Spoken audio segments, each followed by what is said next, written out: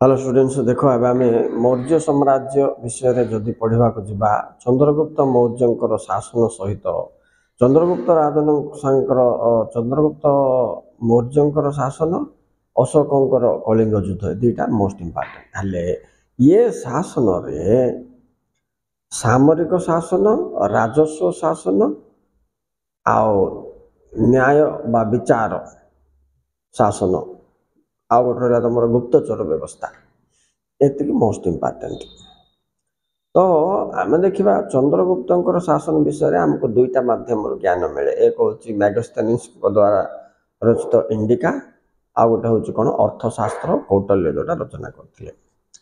से सप्तांग तत्व अनुसरण करते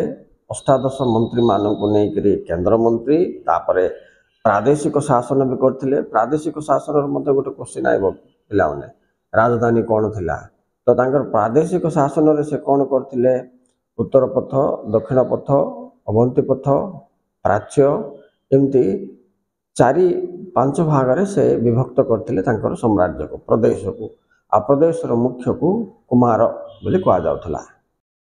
आ ये 18 जन मंत्री को अष्टादश तीर्थ बोली कहा जाउथला ताहितरु सन्निधाता ट्रेजरर जे कि राजकोषर मुख्य थिला सीटा गोटे इम्पोर्टेंट।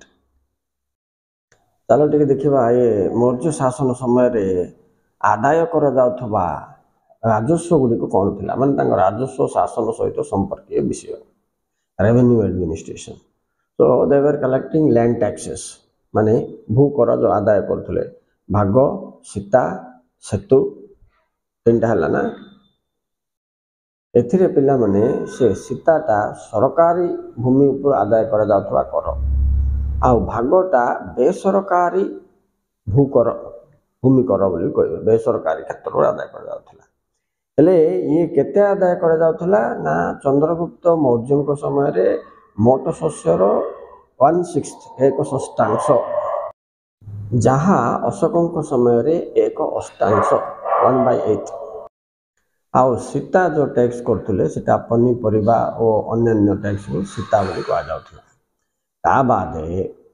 से माने आउ दुई प्रकार कर आदाय करथुले सैन्य परिचालना पाई से कर आदाय करथुले सेगुडी को कोन सेगुडी को होची पिंडकार आउ सेना भुक्तम बोली आउ दुई प्रकार कर आदाय करथुले तो टोटल 5 प्रकार कर आदाय करथुले से माने बोली जणा पड़ला कोन पिला माने एक हला सीता दुई हला भाग तीन हला सेतु पनीपरिवार जोटा करथुले आउ लास्ट दुईटा होची तुमर कोन पेंडुकर आ गोटे होची सेना भुक्तम। चलो बे सामरिक शासन तांकर केमती थिला ना चंद्रगुप्त मौर्य समय एक विशाल सैन्य बाहिनी गठन कर जायथिला सैन्य ही राजंकर शक्ति थिला से समय रे तेणु एही सैन्य बाहिनी को जे परिचालना करथिले से मुख्य होथुले बेलाध्यक्ष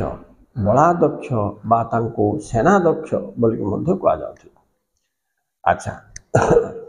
कहा जाउछि जे चंद्रगुप्त मौर्य समय रे प्राय 6 लाख ऊर्ध्व